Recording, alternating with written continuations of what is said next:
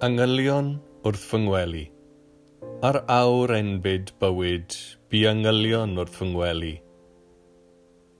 Yn fy mae fy angel yn estyn llaw fach dawel a dweud â gwên, un diwrnod, gwn y dawr wawr dros y gorwel.